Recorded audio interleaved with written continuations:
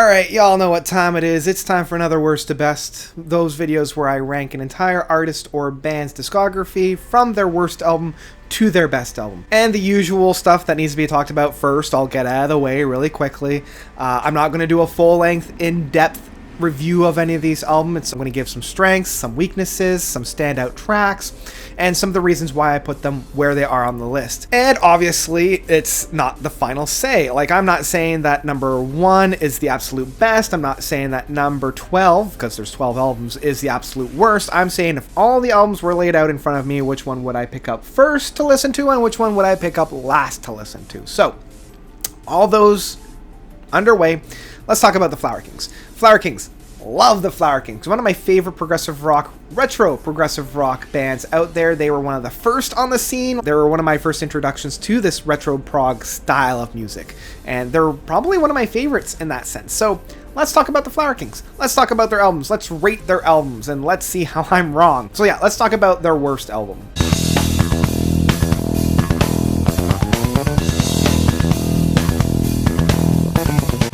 The Rainmaker, released in 2001. Honestly, this album is boring. It is boring to me. There's no big soaring soundscapes. There's no great atmosphere. There's no interplay. I'm honestly tapping out by the midpoint. And each time I'm listening to it, I'm looking at my watch. The only real song that I can kind of remember is The Blessing of a Smile. That's honestly it. The Blessing of a Smile is the only one that made me kind of check the track length or the track list to see, hey, what song is this? Because it sounds kind of cool. But yeah, honestly, this is the weakest Flower Kings by far. Let's go to the next album.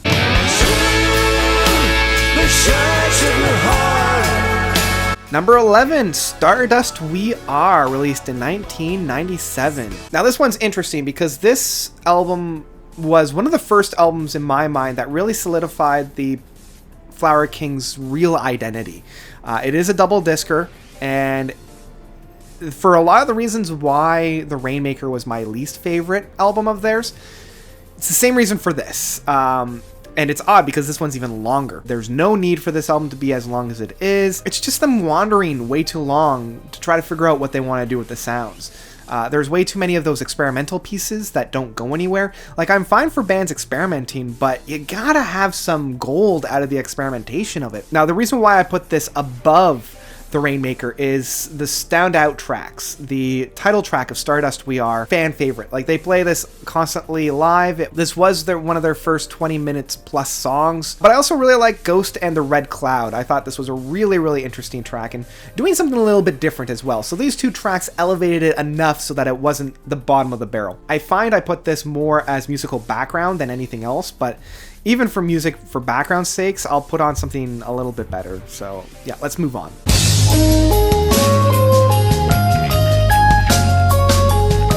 Number 10, Retropolis, released in 1996. Their second album at the number 10 spot. This album actually starts off pretty strong. The interplay between the rhythm section and the lead guitar work in those first, like, say 3 tracks on here, really, really well done. I find the energy and the ebb and flow is like top notch, exactly where I want it to be. But the weakness is it does wander. It's so weird. Like, it feels like they stuck the landing right at the beginning, and once they stuck the landing, they're like, okay, well, now where do we go? Tracks like The Melting Pot, Silent Sorrow, and Retropolis by Night just don't go anywhere. This album also has some of the first real big singles. Like, There Is More to This World is a fan favorite. And yeah, I mean, at the end of the day, this album's not all that bad. I think they're starting to get an idea of who they want to be in that sense.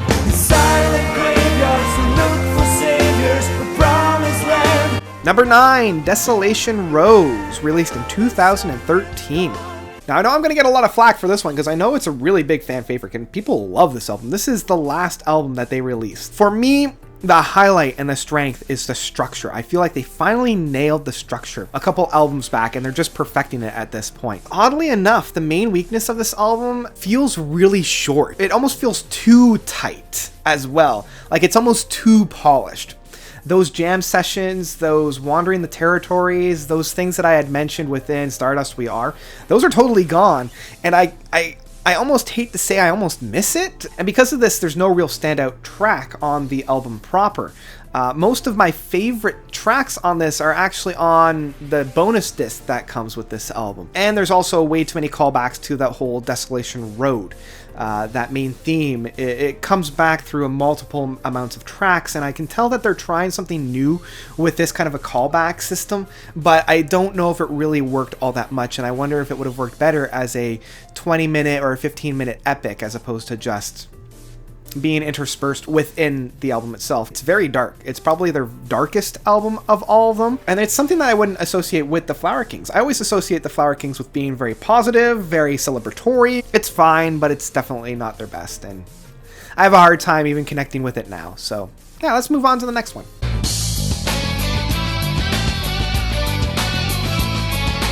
Number 8, Back in the World of Adventure, released in 1995. Their first album, 1995, wow. Anyway, for a debut album, it's really good, and it's really well presented.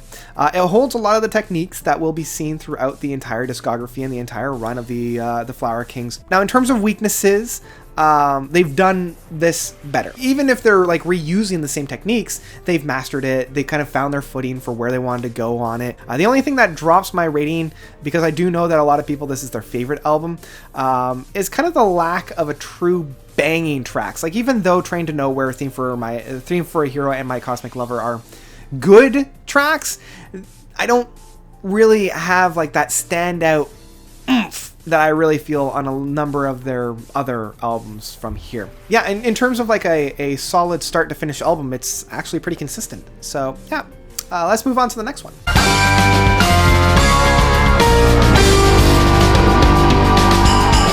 Number 7, Flower Power, released in 1999.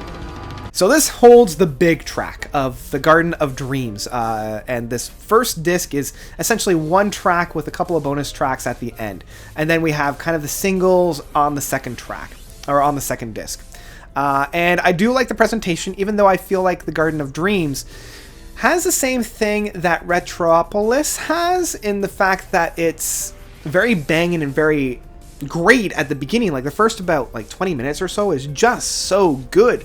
But then after we get to the 20 minutes, I feel like they're just kind of dragging the song on to keep this track going. And it isn't until like the final 5 minutes that kind of bring everything back together. So I don't know if the big track length really justifies the ending, and not all songs on the second disc really warrant a place on it.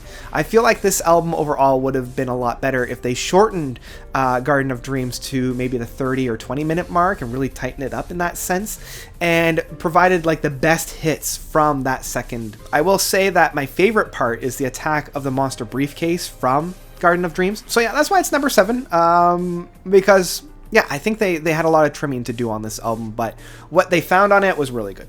All right, so let's move on to the next album. I had the world in my hand. Number 6, Space Revolver, released in 2000. All right, the album that precedes Flower Power. I like how this album, like 1 year later, just hits so much harder. Now, the one thing is that this album is a lot shorter. It's a single disc. I also like the structure of this album in that it starts and finishes with I Am the Sun, and it provides great bookmarking. Like, the structure of this album is top notch, and this album also has a lot of really great standout tracks like The Chicken Farmer and King's Prayer. Oh my god, The King's Prayer makes me weep. It's so good, and it really shows Roland Stote's passionate playing. Like, I haven't heard him play as grand as he did on this album. I mean, if I have to talk about the weaknesses, it is number 6. This album is definitely very inconsistent. Wavers from one style to the next and really doesn't have a clear identity outside of the structure that it lays down. It also feels very much like part 2 of Flower Power in terms of like the actual music that's being produced on here. It doesn't feel like they've really advanced musically from one album to the next, and that might just be how quickly it was released after it. So yeah, let's move on to the top 5 from here. Lost in banners on navy skylines. Number 5, Banks of Eden, released in 2012.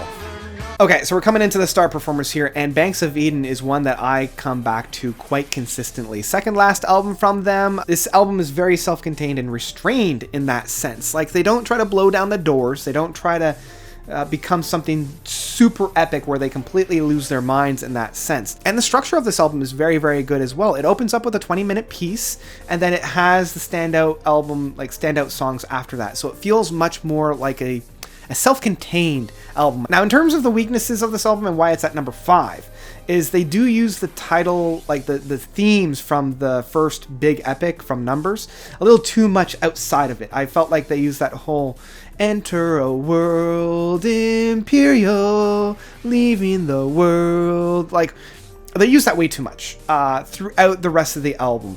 They should have just banked it. And I wish they did something a little bit different within those tracks instead. And yeah, I love the symmetry of this album and how everything kind of works together. Let's move on to the next one.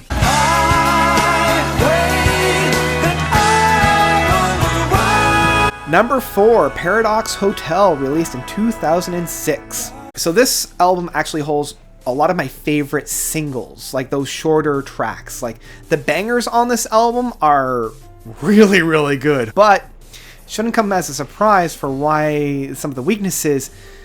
Not every track works. It may have a lot of bangers, as I mentioned, but it also contains a lot of tracks that I cannot stand. Like, this is one of the few albums that actually has tracks that I will literally skip. Basically, once we get to Lucy Had a Dream, I stop the album and I go straight to the second disc because I can't stand those tracks. On the second disc, we have The Way of the Waters Are Moving and Blue Planet. They just don't quite fit within here. And the standout tracks, obviously, there's too many to name, but Hit Me With a Hit, Minor Giant Steps, Man of the World, and What If God Was Alone are clear winners for me. These are like go-to Flower King tracks that you need to check out. This would be my poster child of a mixed grab bag album because when it hits hard, but when it doesn't hit, I just completely tune out and skip a track. And also, the big track of Monsters and Men is probably one of their weaker big epics, and it starts the album off. Yeah, it's definitely not perfect, but because it has so many of those bangers, I have to at least put it pretty high on my list.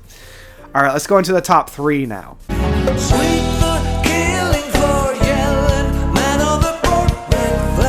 Number 3, Unfold the Future, released in 2002. Alright, so if I'm being completely honest, this is actually the album that I got into the Flower Kings with. This was the first album and the first songs that I heard from the Flower Kings. Unfold the Future just changed how I looked at music. The Truth Will Set You Free is probably their best epic. It has great build-ups and great payoffs, and when it hits hard. And some of the smaller tracks on here, like Black and White, Silent Infernal, even though these tracks go into like the 12 to 14 minute mark, they still provide such a great treat. And even the smaller tracks like Rollin' the Dice and Man Overboard, the complex rhythm sections that we find on these tracks are just mind-boggling. But this album also suffers from being too long. It's a double disc. They could have shaved off about half of the tracks off of here and not really missed a whole lot. There are a few moments on these albums that are wandering the wilderness, being a little bit of those chaos moments. And yeah, this album also has a few tracks that just aren't great. The first disc should have ended with The Navigator, as it provides a perfect closing, and Vox Humana just feels like an afterthought when we get to disc 1. But I mean, those weaknesses aren't really pulling the album down all that much. As a full sit-down listen, it is pretty enjoyable. I do like how the album opens and closes with those big epics. I feel like that's really great. And Jonas Ringolds and Zoltan Krosis, their bass and drumming work, phenomenal. And that's really what's bringing it out on here. Coming into the final 2, when I release what number 2 is, you know what number 1 is, and I was kind of wavering back and forth between these two albums as to which one I liked most, but at the end of the day, I had to kind of think about which one did I enjoy more.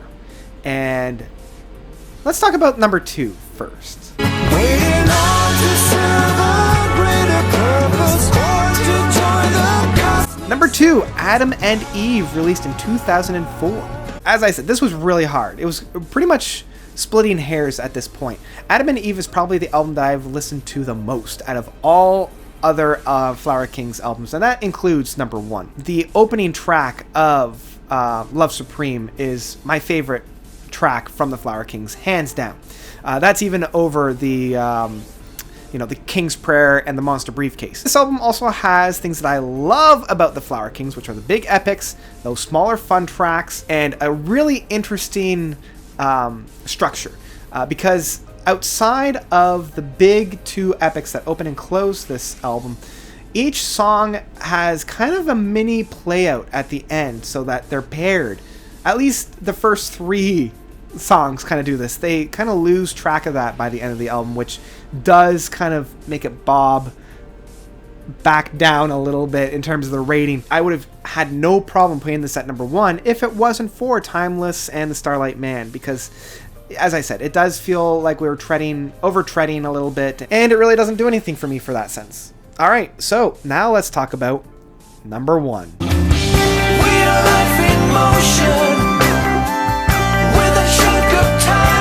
Number 1, The Sum of No Evil, released in 2007.